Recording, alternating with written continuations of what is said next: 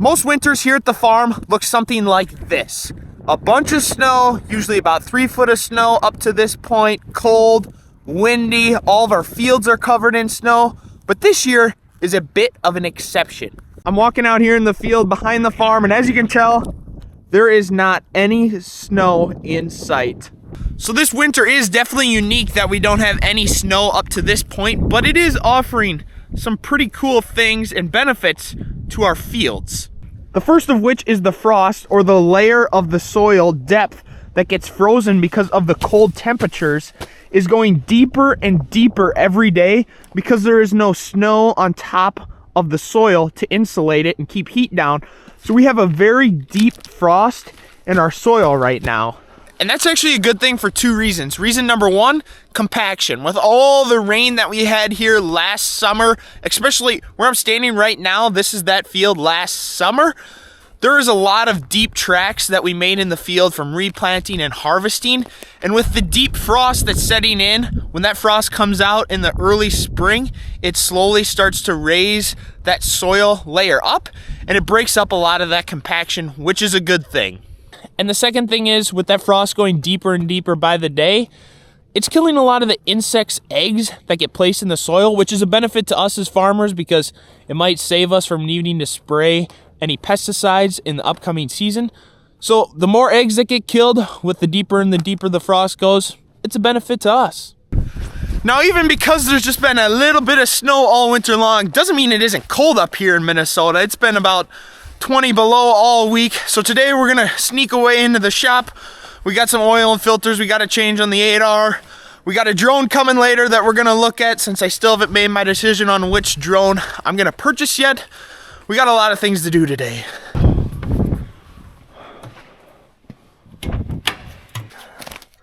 Let's see what needs to get done here on the 8R. I don't know how many hours exactly are on it. It looks like somebody changed the oil at 830 hours. We got her sitting right there. I'm gonna see if I can find how many hours are on it on my phone. Let's see if this is gonna work. Password. Looks like Dad reset the password, so we'll have to climb inside to see how many hours we got. I always forget where exactly you gotta look to find the engine. Oh, I found it pretty quick. 1,036 hours on it. If my memory serves me right, I think this is every 250 hours. And since we were at 830 hours, so we're at about 200 hours on that. And we'll put about another 200 hours come this spring planting season. So I'm gonna say we're definitely gonna change the oil on that today. I'm looking here on the quick guide if there's any other filters I gotta change. We got these hydraulic oil filter elements that say every 1,500 hours. Dad already picked them up in town, but I don't think I'm gonna change these hydraulic oil filters in that tractor just because we got another 500 hours to go before those exactly need to be changed. And these filters are 200 bucks. We're gonna have another $400 in the oil. We'll just wait until we get a few more hours on the tractor before we change these out. Before we can change the oil in that 8R, got the 6150 here. That oil needs to warm up for about 10-15 minutes, and I don't like the exhaust just running inside the shed. It builds up smoke on the ceiling, so we're gonna pull this outside, and then we'll get the 8R outside, and then we'll finally back it back in to change the oil.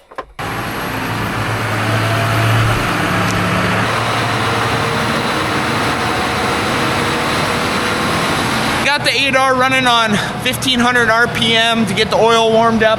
I want to get some soybeans moved over here into the shop. That way we can start warming them up, so when we start treating here in another month that they're all warm. So on the off chance it does snow, I'm going to get the snow pusher moved up to the front. That way it's available if it ever does snow.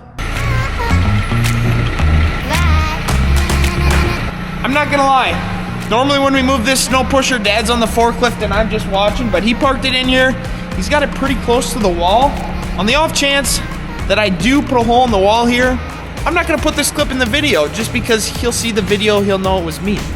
So, if you're seeing this, hopefully things went well.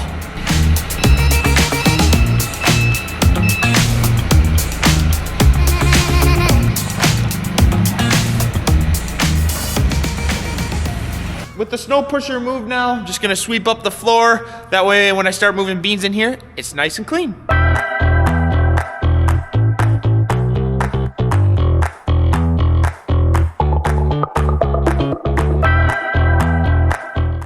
Well, it has been a good 15 minutes now, so I'm sure the oil is nice and warm here in the 340. So we'll come back in here and back this into the shed.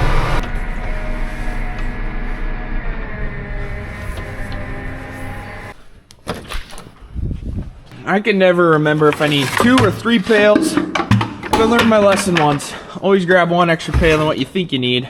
Otherwise you got a big problem. Before we can start changing oil on the tractor, I gotta take off the clothes. It's about 50 degrees here in the shop, but also, I always get dirty when I change oil. And I just bought this nice corduroy jacket. What do you guys think? I just bought this new. I really like it. I don't want to get wrecked. So we're gonna take this off, then we'll hop underneath. We'll start emptying the oil out of the tractor. Loosen up the old dipstick. Oh, that's on there tight. Holy mackerel. I don't know why I switched to my left hand. It's not any stronger. I'm gonna have to set you guys down.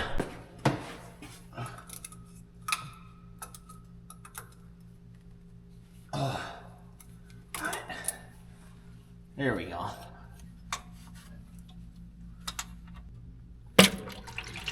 Perfect.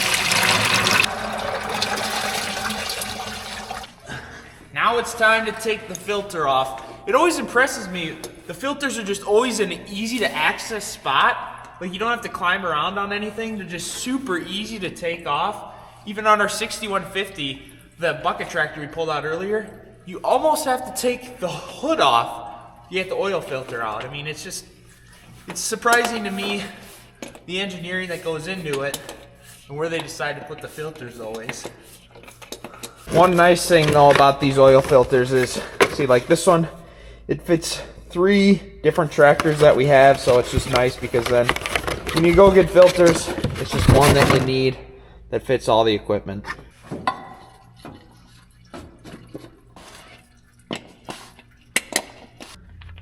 There we go. I'm starting to think I may be screwed up. We got a 50-foot hose reel for our oil canister in the back of the shop way back there. And unfortunately, I parked the tractor towards the front of the shed, and I'm not for certain I'm gonna be able to make this reach. Otherwise, we might have to break out the 2.5 gallon little containers again to fill the tractor back up. Come on. This is all farther I'm gonna be able to make the hose stretch. I'm still 3 foot from the dipstick, so unfortunately, we're gonna have to do this the longhand method to fill with oil.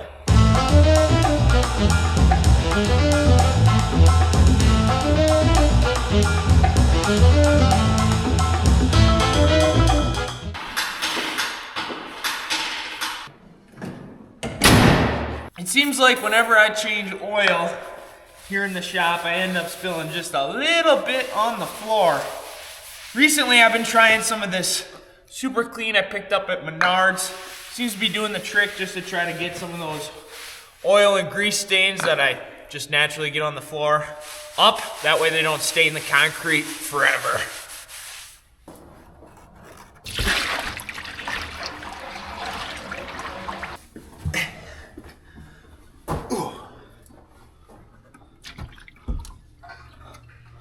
Another benefit of this winter having no snow is this right here. Being able to open the big south-facing machine shed door. The good part about that is because inside this shed is where we have 90% of our equipment. And since we like to work on it over in the heated shop, having this door accessible all winter long has allowed us to get done a lot of our, what would be early spring projects, done already this winter.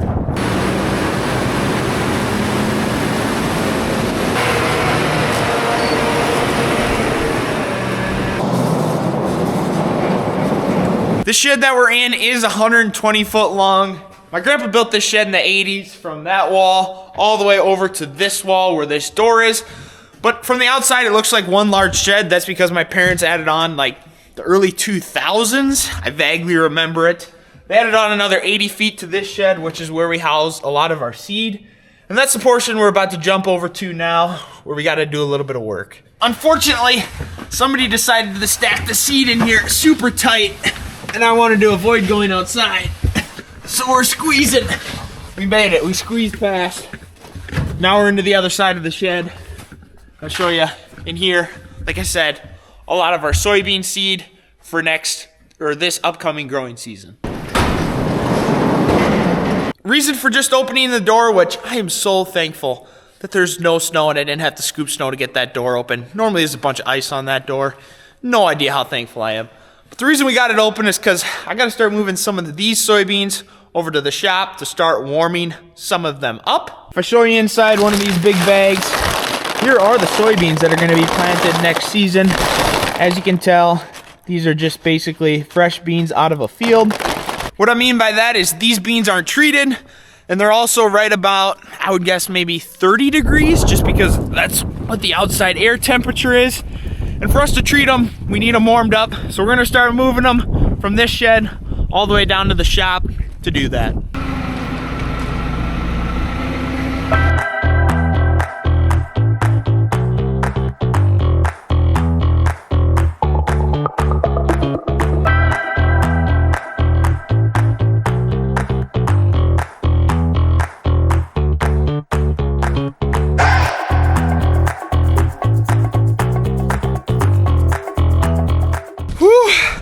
I was getting cold hauling beans back and forth.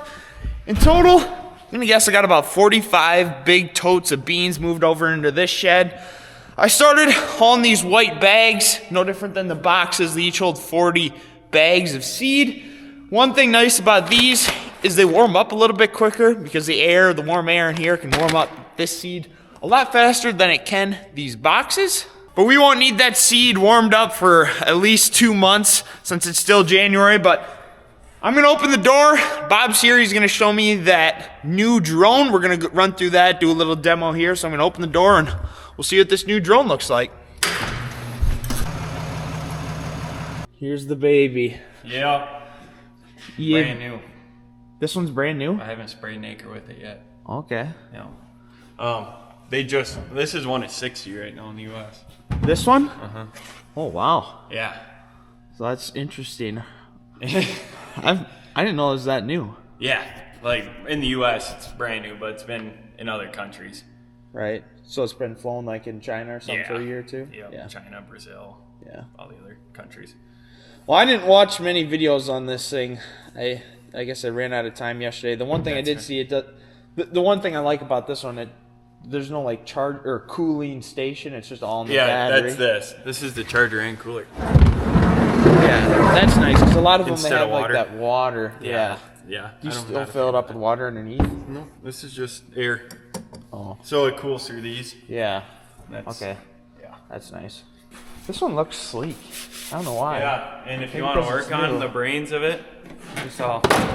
Oh, that's nice. Yeah, so then you can take this bottom cover off with like 8 screws. Yeah. Yeah, that's pretty slick. First thing I'm noticing, these double sprayer nozzles up front. Yep. That's kind of unique. That's a standard option.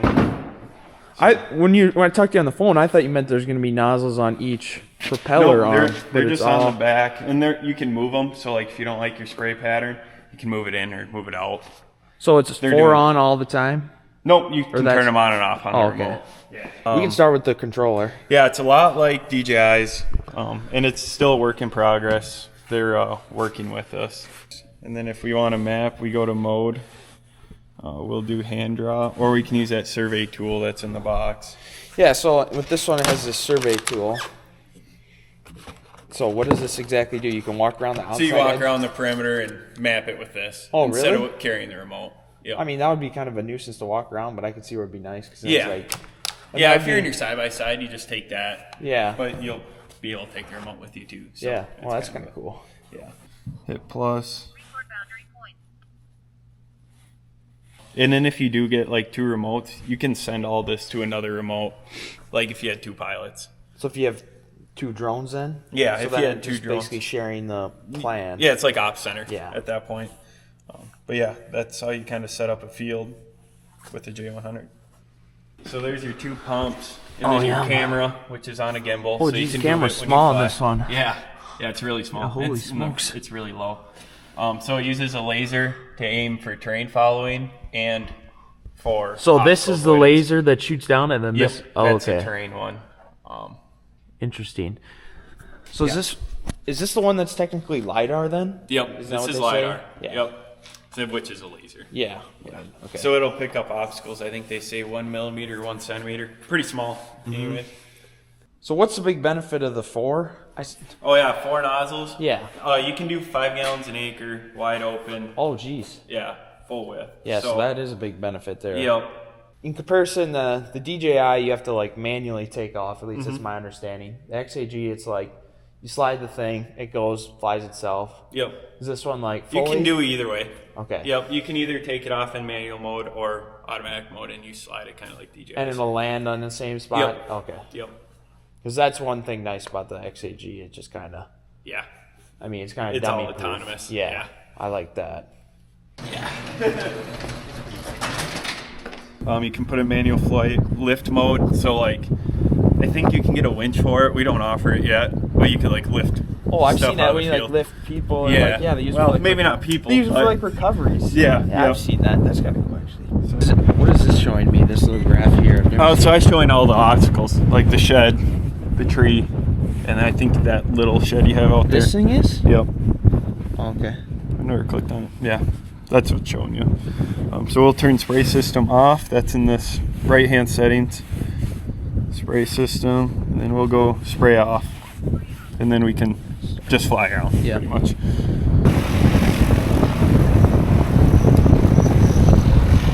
You can tell it's bucking the wind pretty hard. Oh, yeah. Clear our shed? Oh yeah. Just sees it. See it went up? Oh yeah.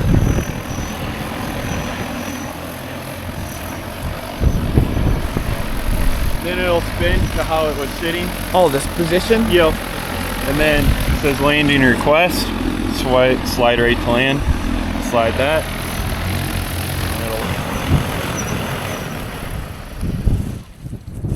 Perfect. And then on the remote, we can see where we have sprayed. And then where it'll resume. Now. Spin it.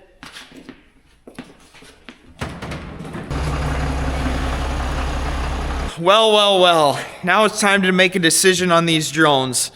You know, I tested out the XAG P100, the DJI T50 in my previous video. I like the DJI interface, but it's only got a 10.5 gallon tank. All the dealers I talked to say that just because that drone is going to get banned in the United States, they wouldn't recommend it. So unfortunately, I'm going to cross that one off my list to buy. Which leads us to the EA Vision we saw today, which I like that drone. It only has a 13.5 gallon tank. I like the software user interface side of things. And the XAG 100, also the XAG P150, which I tested off camera because it was super windy the day I tested it, which has an 18.5 gallon tank. That one I'm gonna rate higher than my XAG P100. So basically I need to decide between the XAG P150 and the EA Vision, which was here today, drones. Cost-wise of things, the EA Vision is about $10,000 cheaper than the XAG P150, which obviously I like that. And the reason I'm being super analytical of which of these drones to purchase is because this is my first big purchase on our farm. I know you guys probably watch these videos and think, we have all these big fancy tractors that you guys run. These are my parents. These have been passed down in our family. These are not purchases, things that I'm looking at every day. And since this drone is a $40,000, $50,000 purchase that I'm going to be making and spending my personal money on, I want to make sure I make the best decision. Also, looking forward into the future as the technology continues to evolve and ramp up, I want to make sure kind of that I have the latest and greatest, because for me to see a return on investment on this drone, if technology blows these drones out of the water in a couple years, my drone might not be worth anything in 3 years. Where a tractor, fortunately, these hold value pretty well. Where a drone, if they come out with something, like I said, that's much better, might not be worth anything. So that's why I'm looking at just so many different things when it comes to these drones, because the industry itself is changing so quickly in terms of aerial application. Now, not to leave you on a cliffhanger, but I haven't decided which drone I'm going to purchase. If you want to see which one if you want to give some of your input, I read all the comments. Fill the comments down below. And with that, that's it for today's video of HiTech Farmer. Thanks so much, everybody, for watching. We'll see ya in the next one.